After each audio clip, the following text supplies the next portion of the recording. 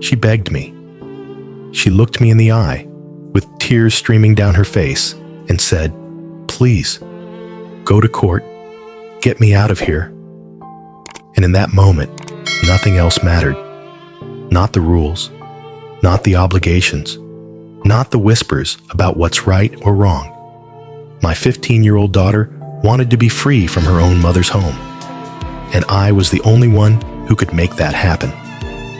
This story isn't clean. It isn't simple. It's messy, morally complicated, and full of hard choices. But I made them anyway. And now, I'm left wondering if that makes me the villain, or just a father doing what had to be done. When Haley and I first met, life was good. We were young. We were in love. And when our daughter Elle was born, I promised myself that no matter what happened, she would grow up safe, supported, and loved. For years, I kept that promise. Then 4 years ago, everything changed. Haley had a terrible accident.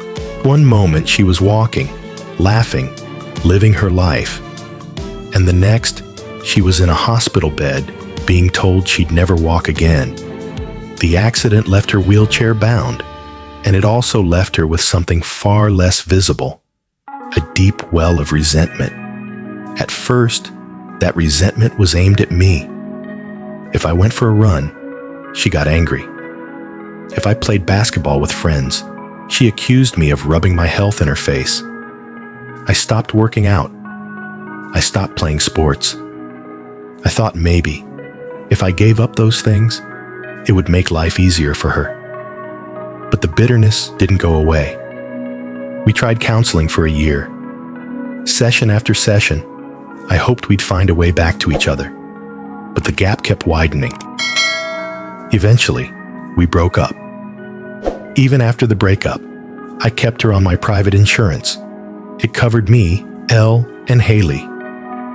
And after the accident, it was that insurance that paid for her treatments. I knew she couldn't afford it on her own.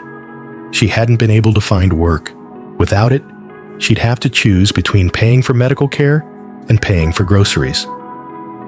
We settled into a 50-50 custody arrangement. No child support, just equal time. And at first, I kept a close eye on things. I wanted to be sure her resentment toward me didn't spill over onto Elle. For a while, it didn't.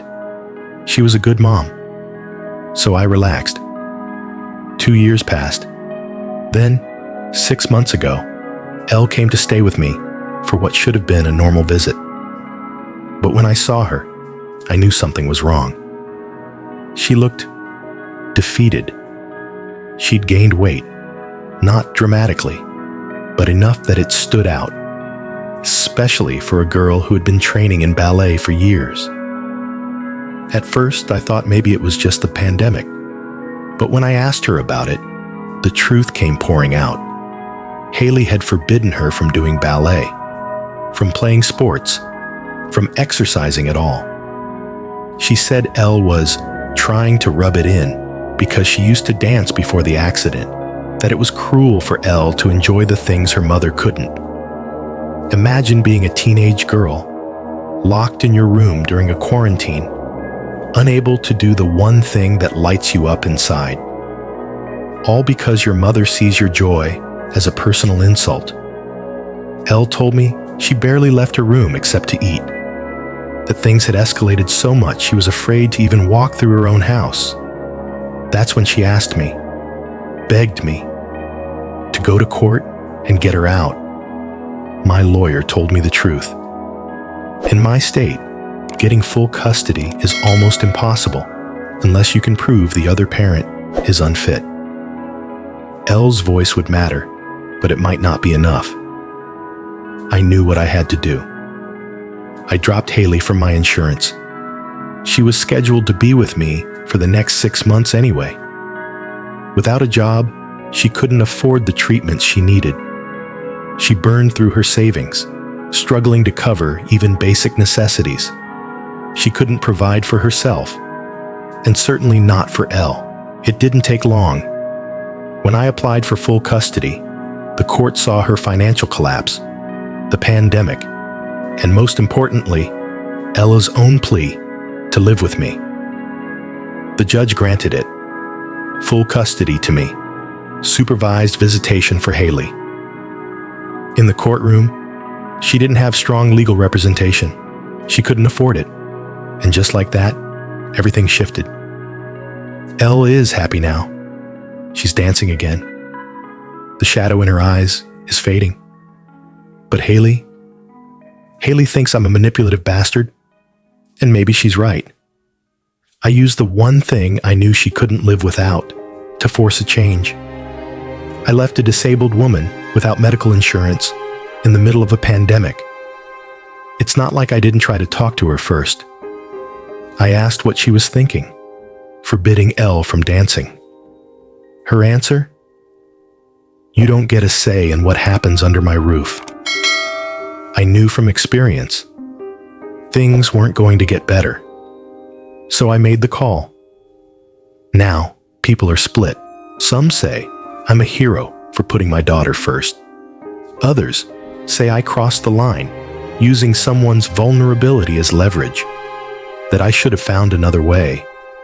And here I am, wondering, if you protect your child by breaking someone else, does that make you the good guy or the bad one? So, am I the asshole?